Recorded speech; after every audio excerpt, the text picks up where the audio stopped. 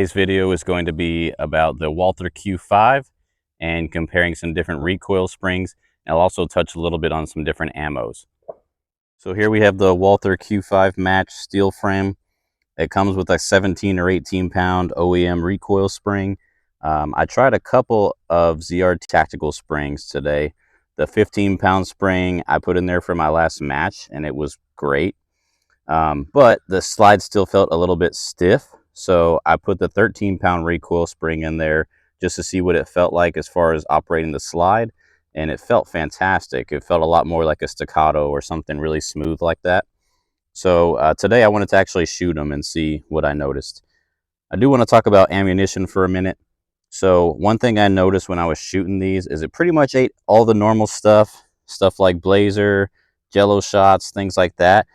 An issue I ran into in some of the matches is that this Supervel 124 ammunition, it felt really, really good, but I had a couple of failures in there because I think that the powder was just borderline not enough with the OEM recoil spring. And then the Buffalo Creek ammunition, which everybody's talking about being a super light feeling recoil, this one was constantly not working when I was trying it in practice. So luckily I never took any of this stuff to a match.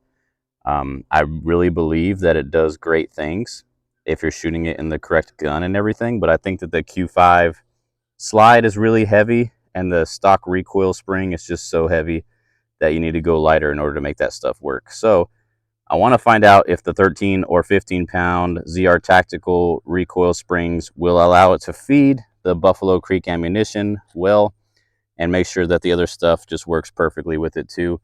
If the 13-pound one is the best one, I'll probably will go ahead and run that one most of the time, but I also want to just check and see how it feels and how the recoil looks under video. So we'll check a look at that stuff now. All right, so the first thing that I'm going to be doing is shooting the Blazer 115s just to show you those guys work, and then the Badlands Jello shots, and then the Badlands 9mm subsonic. So I'm going to be just shooting 7 rounds of each of those really quickly to make sure they work with the stock recoil spring in the Walther Q5. We shouldn't have any issues with these ones, so we'll just get those knocked out real quick.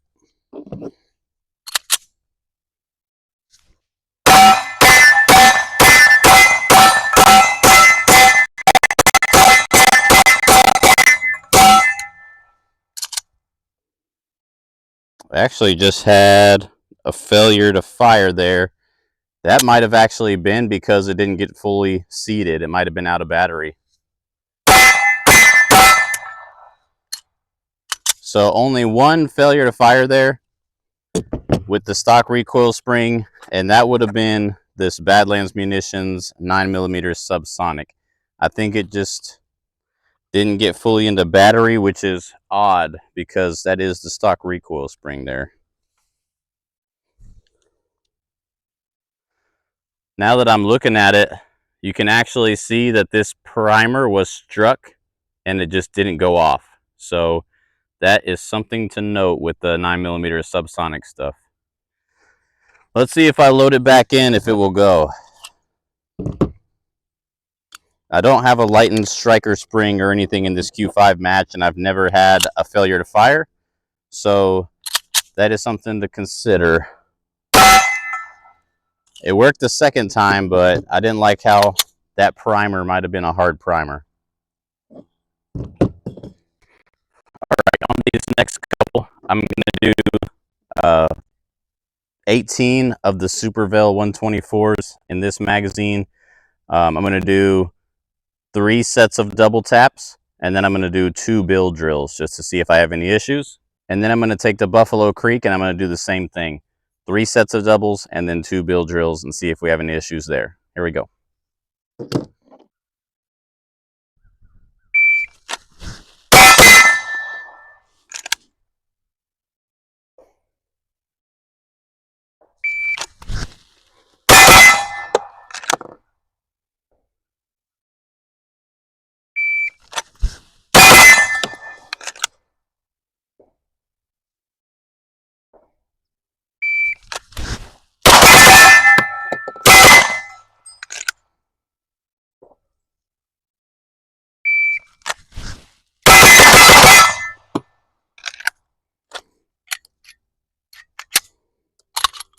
This magazine doesn't lock back just because of the follower.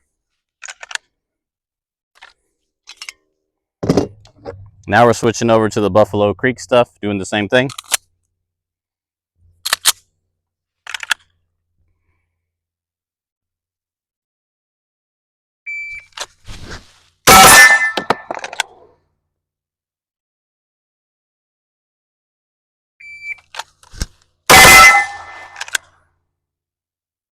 The stuff definitely feels better.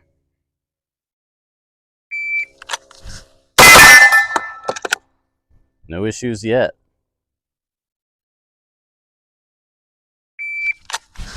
That was 5.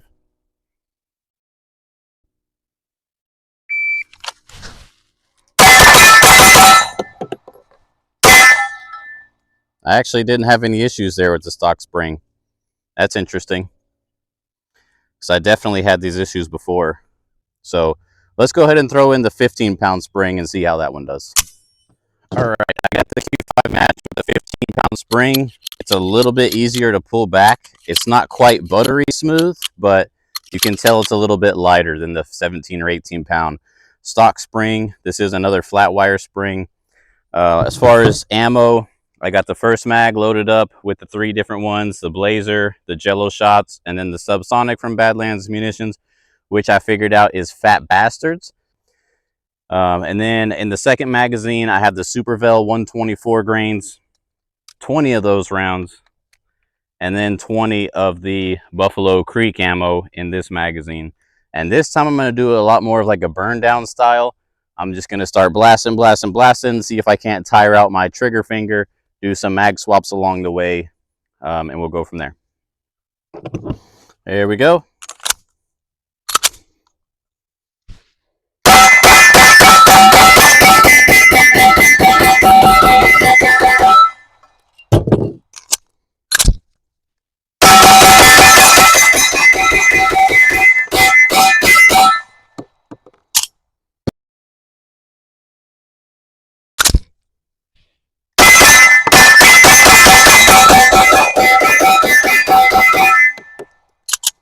And that's everything. So everything fed fine with the 15.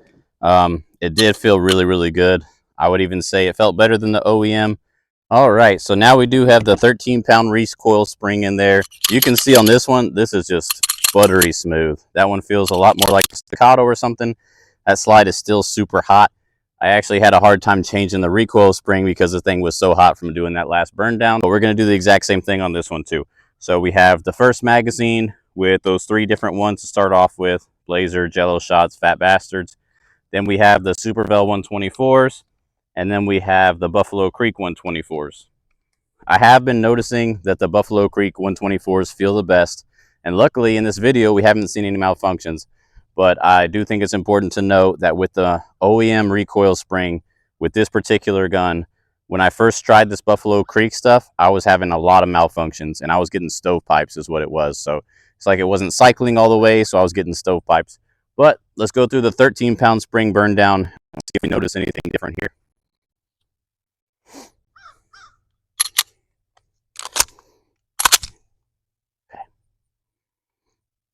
Let's go ahead and use a beep this time.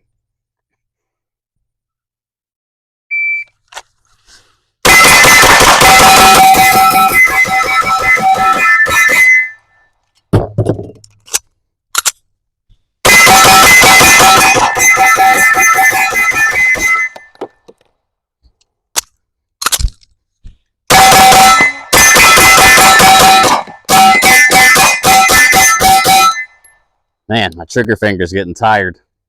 You can see that thing just smoking. Hopefully you can see that.